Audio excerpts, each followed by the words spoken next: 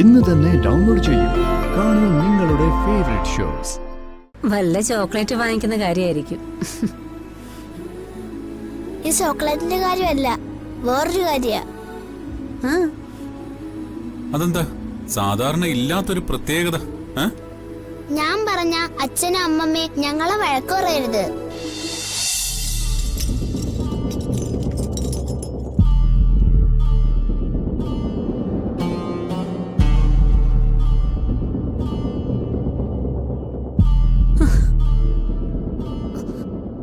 അയ്യോ, എന്തു പറ്റി?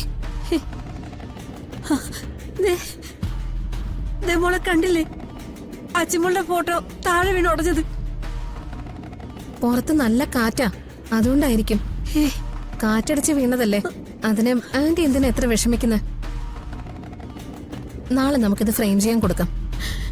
എന്റെ മുഖം എന്തോ പറ്റിയിട്ടുണ്ട്. ഇല്ലെങ്കിൽ ഈ സമയത്ത് ഇങ്ങനെ ഫോട്ടോ താഴെ വീണ് ഉടയത്തില്ല. അതെ, ജീവിച്ചിരിക്കുന്നവരുടെ ഫോട്ടോ താഴെ വീണ് ഉടയുന്നത് അവർക്കെന്തോ അപകടം പറ്റുമ്പോഴാണെന്നാ പറഞ്ഞു കേട്ടിരിക്കുന്നത്. എന്റെ ഈശ്വര, എന്താ ആന്റി ഇങ്ങനെ കൊച്ചു പിള്ളേരെ പോലെ? അതൊക്കെ ഓരോരുത്തർ പറഞ്ഞുണ്ടാക്കുന്ന അന്ധവിശ്വാസങ്ങളല്ലേ. ആരുടെയെങ്കിലും കൈ തട്ടിയാലോ കാറ്റടിച്ചാലോ ഇനിയൊരു സാരിത്തുമ്പ് തൊട്ടാലും മതി, ചിലപ്പോ ഇതൊക്കെ വീണുടയാൻ. അതിന് ഇത്ര മാത്രം വിഷമിക്കേണ്ട ഒരു കാര്യമില്ല. അല്ല മോളെ, എത്ര നാളായി അവളെ കാണാതായിട്ട്. ഇതുവരെ ഈ ഫോട്ടോ ഇങ്ങനെ താഴെ വീണുടഞ്ഞിട്ടില്ലല്ലോ. വൈകുന്നേരം മുതല് ഒരു വല്ലാത്ത കാറ്റും കോളും. സന്ധ്യക്ക് വിളക്ക് കത്തിച്ചപ്പോ പോലും കാറ്റത്ത് ആ വിളക്ക് അണഞ്ഞു പോയി മോളെ. അതൊക്കെ ദുർനിമിത്തങ്ങളാ. എന്റെ മോക്ക് എന്തോ പറ്റിയിട്ടുണ്ട്. ഒന്നുമില്ല ആന്റി, ഇപ്പോഴത്തെ കാറ്റ് വിശ്വസിക്കാൻ പറ്റത്തില്ല. ഒരുതരം വല്ലാത്ത കാറ്റാ. ഇതുപോലെ മേശപ്പുറത്തിരിക്കുന്ന പലതും താഴെ വീണുടയും. ഇന്നലെ തന്നെ മേശപ്പുറത്തിരുന്ന ഒരു ഗ്ലാസ് താഴെ വീണ് ഇതേപോലെ ഉടഞ്ഞതാ. ആണോ? പിന്നെ അല്ലാതെ. ആന്റി ഇങ്ങോട്ട് വന്നേ, വാ.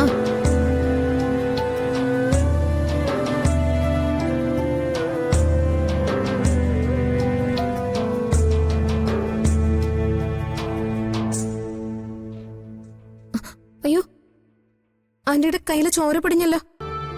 കുപ്പിച്ചില്ല് കൊണ്ടതായിരിക്കും. ഇതൊക്കെ നോക്കണ്ടേ ആന്റി? വെപ്രാളത്തില് ഫോട്ടോ എടുത്തപ്പോ കുപ്പിച്ചില്ല് കൊണ്ടതാ.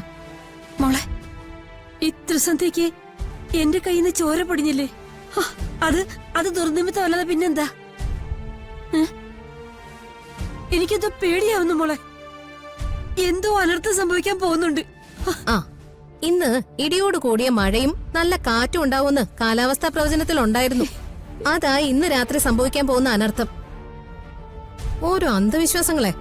വാ ഇങ്ങോട്ട്, അല്പം ഡെറ്റോൾ ഒഴിച്ച് കഴുക. വരാൻ വാ ആന്റി, വാ.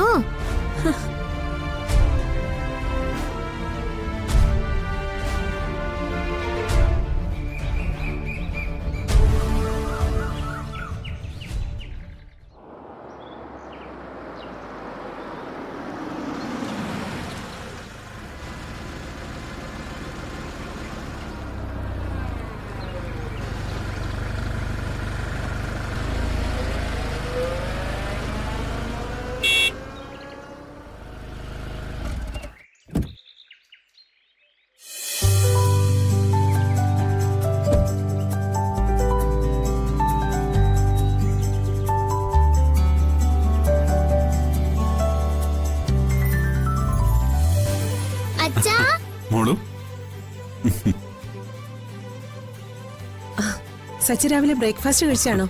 അയ്യോ വേണ്ടായേ, ഞാൻ രാവിലെ കഴിച്ചിട്ടാ വന്നേ. അതെ, ഇനി അനൂപേട്ടൻ ഒരു അക്ഷരം മിണ്ടില്ല. അമ്മ അതുപോലെ കൊടുത്തിട്ടുണ്ട്. ഇന്നലെ തരാന്നൊരു ചോക്ലേറ്റ് എവിടെ? ചോക്ലേറ്റ് നമുക്ക് പോകുന്ന വഴിക്ക് വാങ്ങാം. ദേ സച്ചി, ഇങ്ങനെ പിള്ളേർക്ക് ആവശ്യമില്ലാതെ ചോക്ലേറ്റ് വാങ്ങിച്ചു കൊടുത്ത് വഷളാക്കരുത്. ഇവക്കാണെങ്കി ഇപ്പൊ ഏത് നേരവും ചോക്ലേറ്റ് കഴിച്ചില്ലെങ്കിൽ പറ്റില്ലെന്നായിട്ടുണ്ട്. അമ്മൂന് മാത്രല്ല, എനിക്കും വേണം ചോക്ലേറ്റ്. ഞങ്ങൾക്ക് ചോക്ലേറ്റ് വേണമെങ്കിൽ പിന്നെ അച്ഛനോടല്ലാതെ വേറെ ആരോടാ പറയുന്നത്? അല്ലേ അച്ഛാ? അമ്പടി കേമി, നീ ആള് കൊള്ളാലോ. വാ കേറ്. കേറ്. മോനെ ആ. സച്ചി മോനെ പോവല്ലേ, ഞാനും വരുന്നു. അമ്മ ഇതെവിടെ പോവാ? എനിക്ക് അമ്പലത്തിലൊന്ന് പോണം. പിന്നെ പോകുന്ന വഴിക്ക് അച്ഛന്റെ ഫോട്ടോ ഒന്ന് ഫ്രെയിം ചെയ്യാൻ കൊടുക്കണം. ആ, അപ്പൊ അത് തന്നെ കാര്യം. അല്ല, അർച്ചനയുടെ ഫോട്ടോയ്ക്കും തോറ്റി. ഇന്നലെ രാത്രി അത് കാറ്റത്ത് താഴെ വീണ് ചില്ലുടഞ്ഞു പോയി. എവിടെ നോക്കട്ടെ.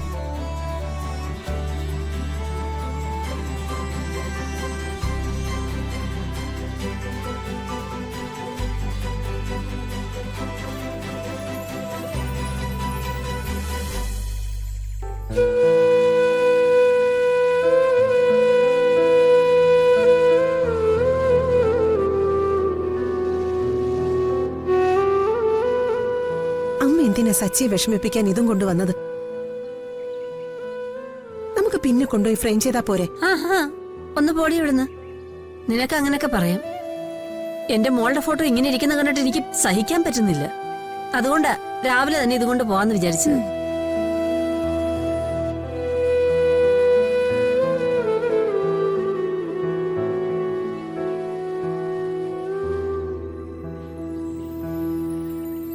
സച്ചി, ഇനി ഇത് നോക്കി വിഷമിച്ച് നിക്കണ്ട.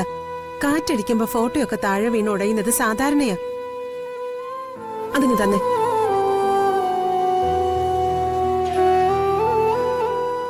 ഇനി ഇതിനെക്കുറിച്ച് ഇവിടെ നിന്ന് സംസാരിച്ച് പിന്നെ സങ്കടപ്പെടണ്ട. അമ്മേ, ഇങ്ങോട്ട് വന്നേ. വാ. മക്കള് വാ കേറ്. കേറമ്മേ. കേറ്.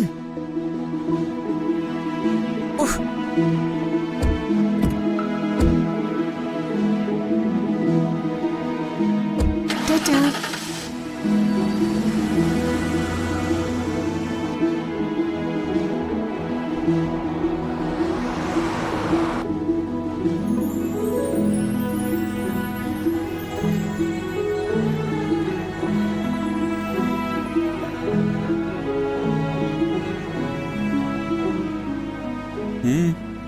എന്താ ഒരു കള്ളത്തരം?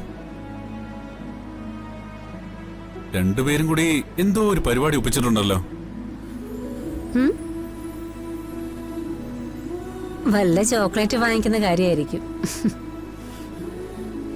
ഈ ചോക്ലേറ്റിന്റെ കാര്യമല്ല, വേറൊരു കാര്യ. അതെന്താ സാധാരണ ഇല്ലാത്തൊരു പ്രത്യേകത? ഞാൻ പറഞ്ഞ അച്ഛനും അമ്മമ്മയും ഞങ്ങളെ വഴക്ക് പറയരുത്.